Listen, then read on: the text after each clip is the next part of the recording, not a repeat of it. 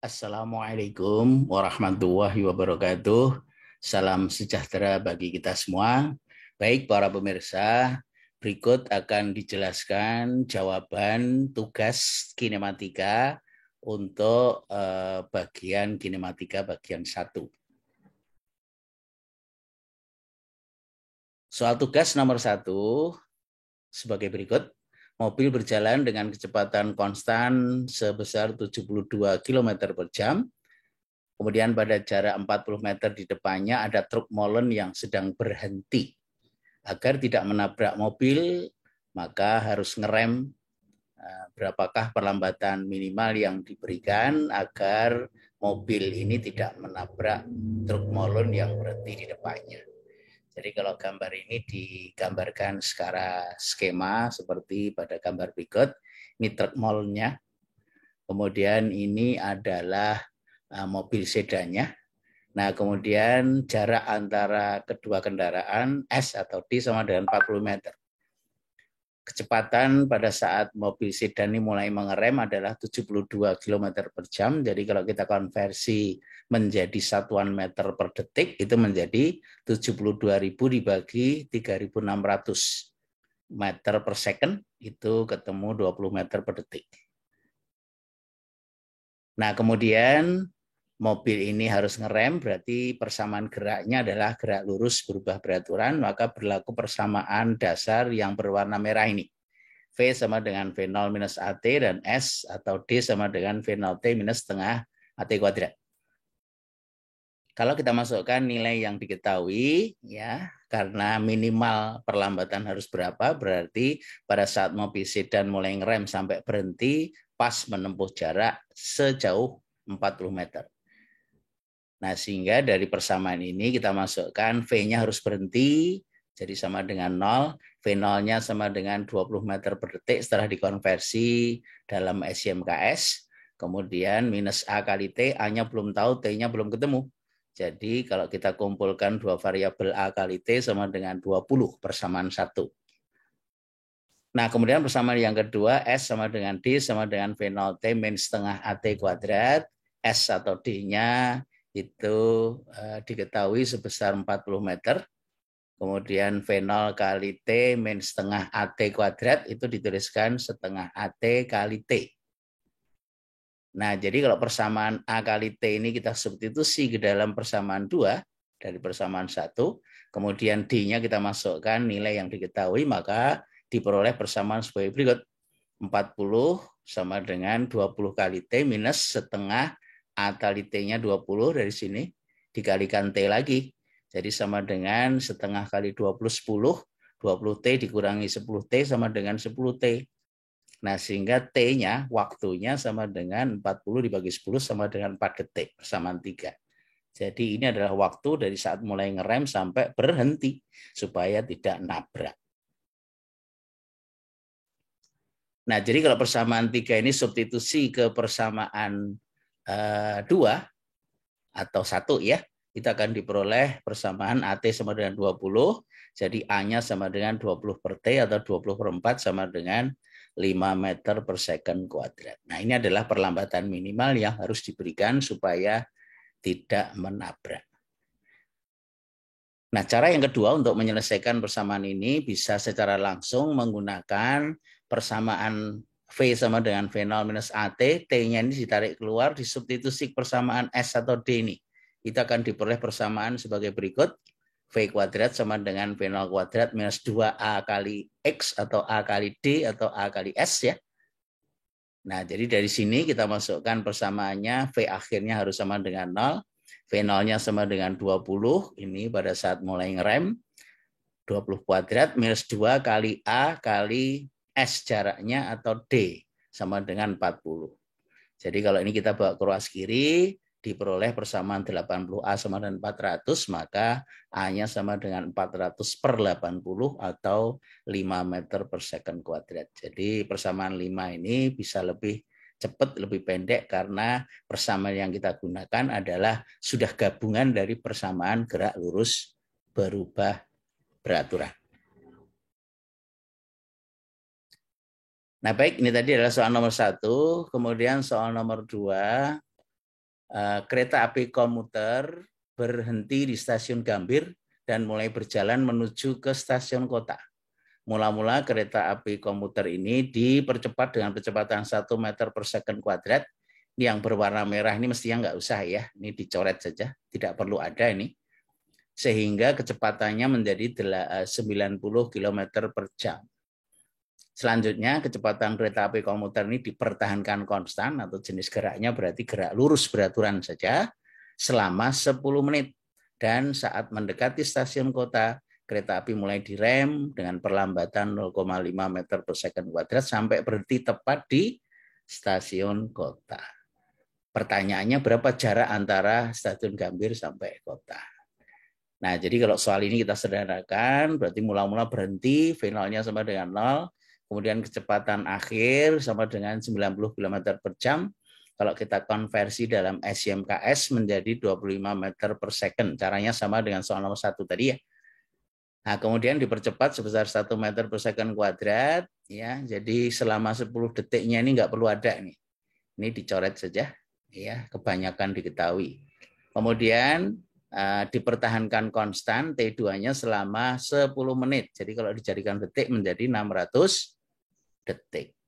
Nah, kemudian pada saat mendekati stasiun kota, diperlambat dengan pelambatan A3 sama dengan 0,5 meter per second kuadrat sampai pas berhenti tepat di stasiun kota atau V3 sama dengan 0.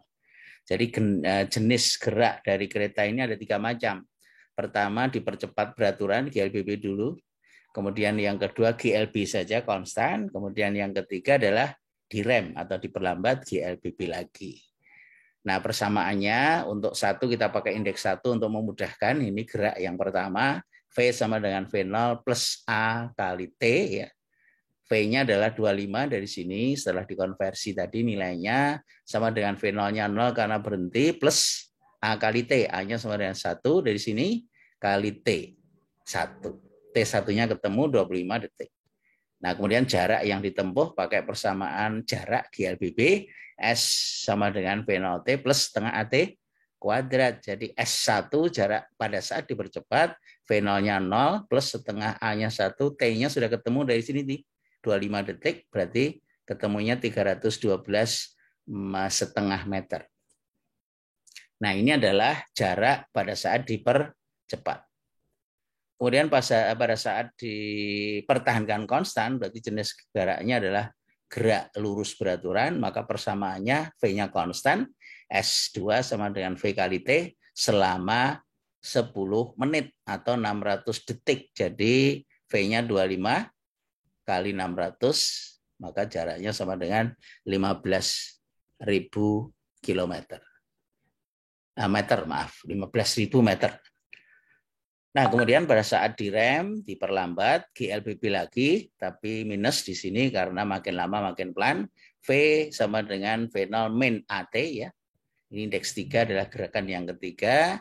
V0 pada saat berhenti 0, V akhir maaf. V akhirnya sama dengan 0, V0-nya mulai dari 25 meter per second, dikurangi setengah, dikurangi A3 kali T. A-nya sama dengan setengah, T3. T3 ketemu 50 detik.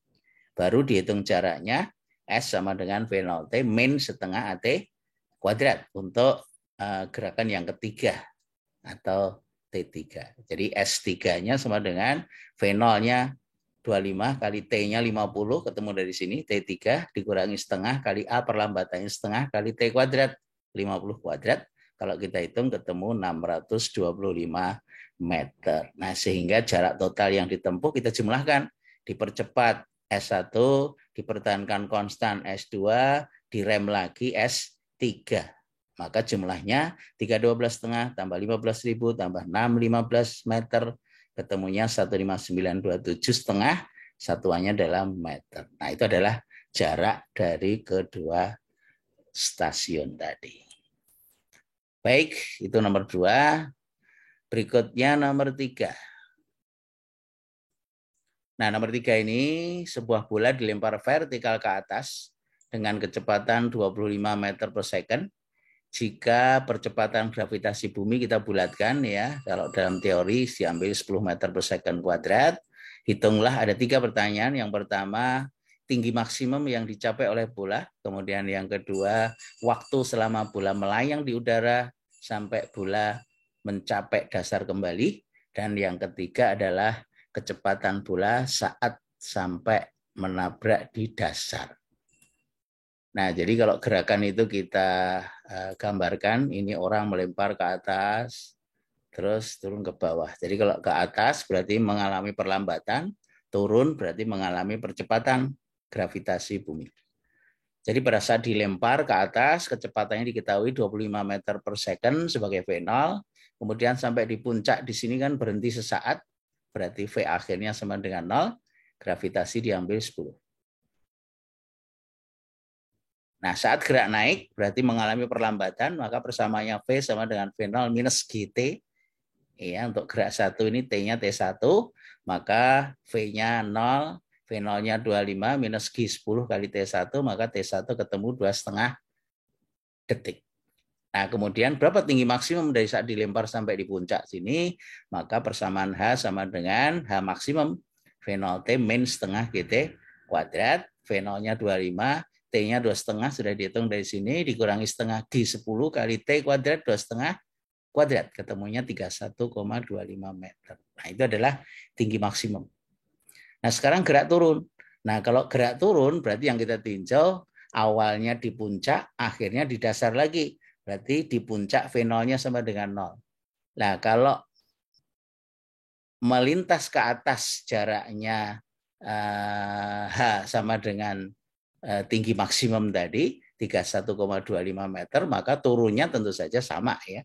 Berarti dari persamaan ketika turun, H2 sama dengan H1, V0T plus karena mengalami percepatan gravitasi plus setengah GT kuadrat. T-nya T2 ya pada saat turun.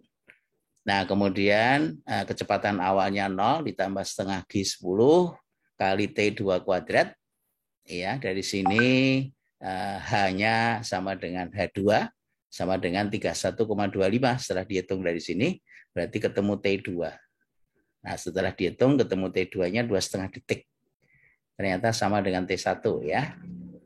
Nah, berapa kecepatan ketika sampai di dasar lagi? V sama dengan V0 plus GT plus karena turun. V2-nya sama dengan V0 ketika di puncak 0 plus 10 kali T-nya 2,5. Sama dengan T turun ini. Jadi sama dengan 25 meter per second. Berarti kalau kita lihat dari hasil perhitungan ini, T ketika V ketika jatuh kembali 25, dilemparnya juga 25.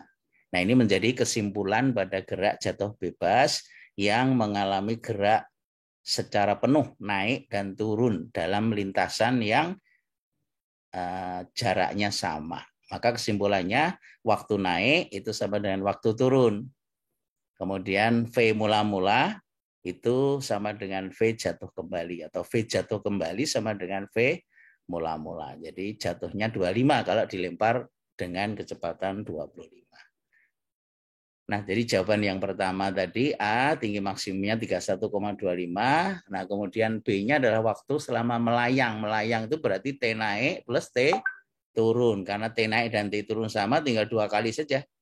Ya, atau ditambah begini juga boleh 5 detik. Kemudian kecepatan ketika tiba kembali boleh langsung ambil dari simpulan kalau kita sudah tahu yaitu sama dengan V0 lagi yaitu 25 meter per detik.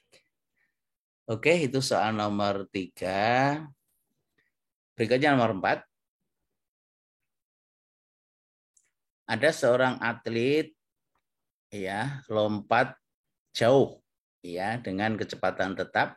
Saat ia melompat meninggalkan tanah kecepatannya 6 meter per second. Ini kecepatan ketika dia loncat. Ya, begitu. 6 meter per detik.